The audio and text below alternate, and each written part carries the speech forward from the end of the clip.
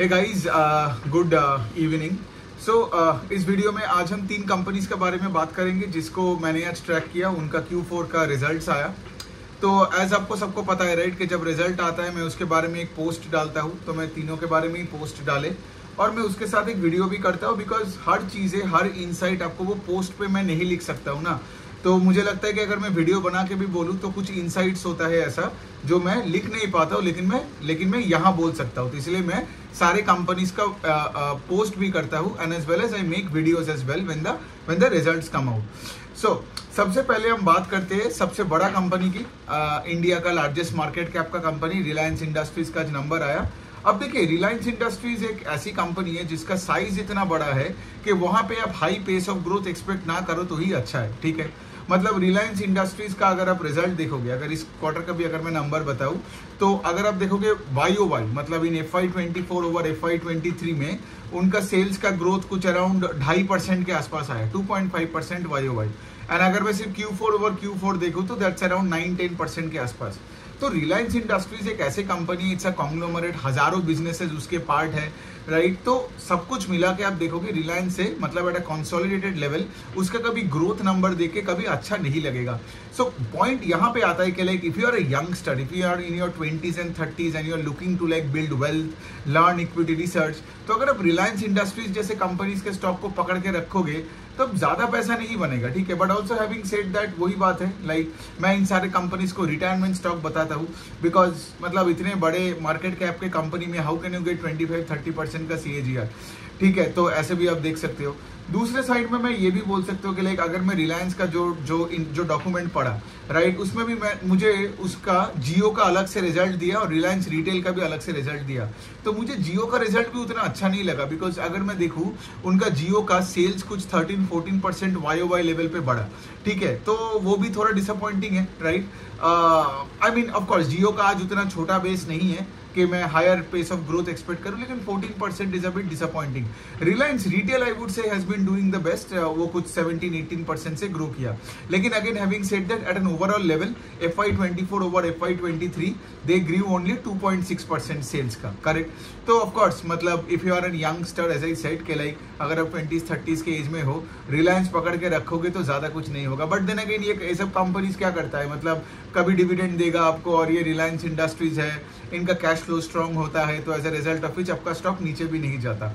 ठीक है, तो यहां तक है रिलायंस इंडस्ट्रीज का। अब हम दूसरे कंपनी का बात करते हैं, वो है कि तमिलनाडु मर्केंटाइल बैंक। ठीक है, I hope I am pronouncing it correctly. तो ये तमिलनाडु बेस्ड एक बैंक है जिनका कुछ 500 के आसपास ब्रांच है, आउट ऑफ विच 400 और ब्रांचेस तमिलनाडु में ही है।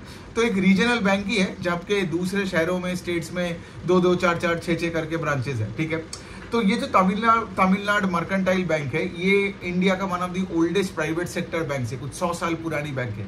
अब यही वाला पॉइंट है, इतने 100 साल पुरानी बैंक है ना, तो इनका मैनेजमेंट भी एकदम बुढ़ा टाइप का है। ठीक है, अगर आप देखोगे इनका ये बिजनेस का कोई लोन बुक का ग्रोथ होता ही नहीं है। मतलब पूरा अगर आप मतलब ये क्वार्टर का अगर मैं बात करूं, loan book grew I think 3%, deposit grew 4-5%। ठीक है, और इनका ROE का नंबर भी YOY लेवल पे घटा।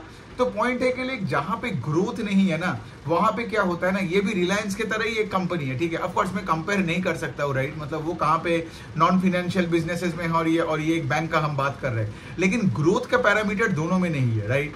तो ये जो तमिलनाडु मर्केंटाइल बैंक है, इसका मैं पिछले 2 क्वार्टर भी यही देखा था, एडवांसेस 2-3% से ग्रो करता है। इनका मेन प्रॉब्लम है ये मर्केंटाइल बैंक का, वो यही है कि लाइक इनका डिपॉजिट का ग्रोथ नहीं होता है। तो अगर आपका डिपॉजिट का ग्रोथ नहीं होता है तो आपका लोन बुक का ग्रोथ कहां से आएगा, है ना। तो वो भी एक इशू आ जाता है यहाँ पे। फिर ROE का बात हमने किया। अब देखिए, अब पॉइंट यहाँ पे आता है कि लाइक अगर आपका लोन बुक का ग्रोथ नहीं है, डिपॉजिट का ग्रोथ नहीं है, तो आगे हम क्या ही डिस्कस करें। तो अब देखोगे ऐसे स्टॉक्स जैसे तमिलनाडु मर्केंटाइल बैंक का ये जो स्टॉक है वो बुक वैल्यू के आसपास ट्रेड हो रहा है, मतलब इसका price to book is around 1।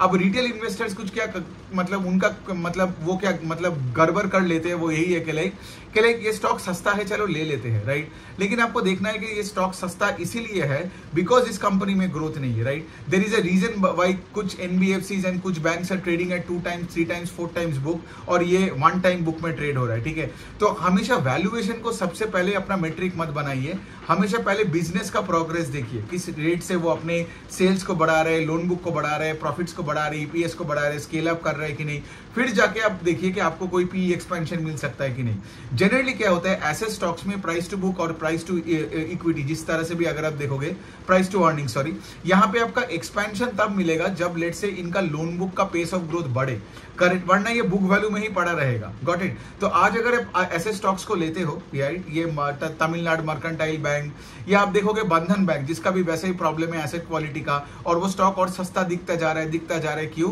Because उस कंपनी का एसेट क्वालिटी बुरा से और बुरा होते जा रहे हैं, है ना। तो when you buy this kind of businesses, आप सिर्फ उम्मीद में बैठे हो ये सोच के कि आगे जाके सब कुछ ठीक हो जाएगा और PE एक्सपेंशन में मैं पैसा बना लूंगा। लेकिन मेरा कहना है कि आप बिजनेसेस को ट्रैक करो, पैसा तब डालो जब आपको कोई इंडिकेशन मिले फंडामेंटली और फ्रॉम द मैनेजमेंट के लाइक बिजनेस बेटर होते जा रहे हैं, गॉट इट। तो ये बनता है बात, बहुत ही मीडियोकर बैंक है ये तमिलनाडु मर्केंटाइल बैंक। अब हम तीसरे कंपनी के बारे में बात करते हैं, एक्चुअली उसका भी रिजल्ट मुझे अच्छा नहीं लगा, वो है कि हैट्सुन एग्रो। आपने देखा होगा अगर आप साउथ इंडिया से हो तो Hatsun Agro is one of the largest dairy companies, वहां पे इनके बड़े बड़े ब्रांड्स भी है, B2B B2C दोनों जगह में ये लोग है।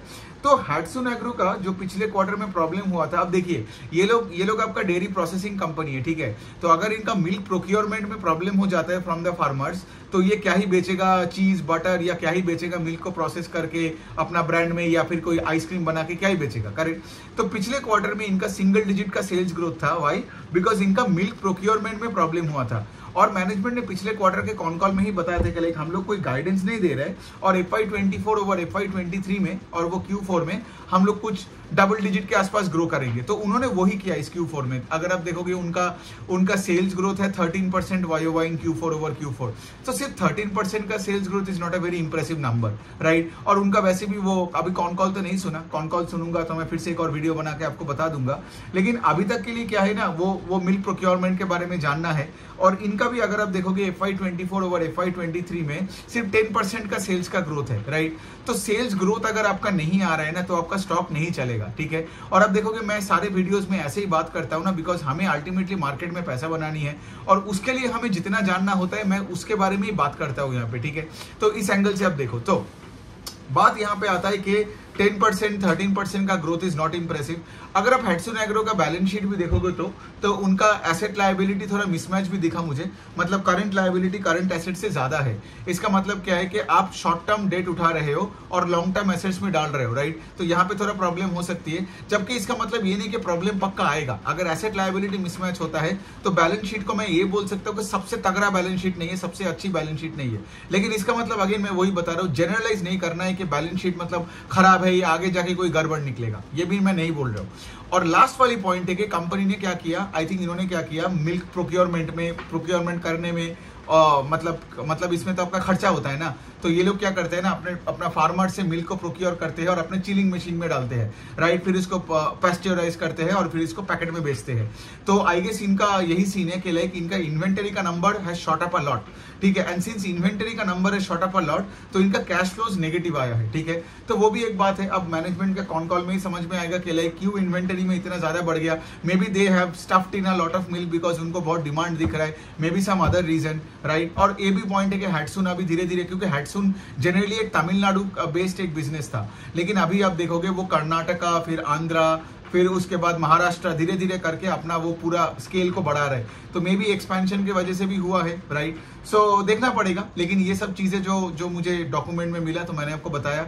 सो अगेन हैविंग सेड दैट, तीनों कंपनी का मुझे सेल्स ग्रोथ अच्छा नहीं लगा। रिलायंस का for very different kind of reason, because वो इतनी बड़ी कंपनी है। लेकिन ये दोनों जो है लाइक अगर ये तमिलनाडु मर्केंटाइल बैंक बोलूं तो इनका लोन बुक का साइज 40,000 करोड़ के आसपास है, राइट। आप देख रहे हो HDFC बैंक जो 20-25 लाख करोड़ का लोन बुक लेके आज भी वो 15-17% YOY का ग्रोथ दिखाता है ना। लेकिन तुम भाई 40,000 करोड़ का लोन बुक लेके तुम 4-5% का भी ग्रोथ नहीं दिखा सकते हो। तो ऑफकोर्स राइट, मतलब इंडिया का क्रेडिट ग्रोथ अगर 15% है और आप 5% से ग्रो कर रहे हो तो मतलब क्या, आप स्केल नहीं कर पा रहे हो, आप मार्केट शेयर गवा रहे हो, और अब वही तमिलनाडु में ही आप लोकलाइज्ड एक बिजनेस ही हो, राइट। तो ऐसे है। और हैट्सुन का ऑफकोर्स राइट, बाकी तो ऑफकोर्स देखना पड़ेगा ये पारक मिल्क फूड्स और दोदला डायरी कैसे करते हैं, लेकिन हैट्सुन का रिजल्ट थोड़ा बहुत मीडियोकर आया, but it was expected right. जैसा ही सेट के मैनेजमेंट ने पिछले क्वार्टर में ही बोल दिया था कि FY24 ओवर FY23 में हार्डली हमें डबल डिजिट का कोई ग्रोथ मिलेगा, और वही मिला, 12-13% का ही ग्रोथ मिला। तो ठीक है, तीनों ऐसा रिजल्ट है। कल परसों से चालू हो जाएगा, सारे फिनेंशियल्स का नंबर आने लगेंगे बैंक्स का। So it will be a very busy time for me. So बहुत सारे पोस्ट और बहुत सारे वीडियोस आपको दिन में दिखने को मिलेगा। आपका कोई हमेशा सवाल होगा तो आप मुझे हमेशा कमेंट सेक्शन में लिखते रहना, and I will of course do my level best to reach out to you and respond to all your queries in real time. Thank you.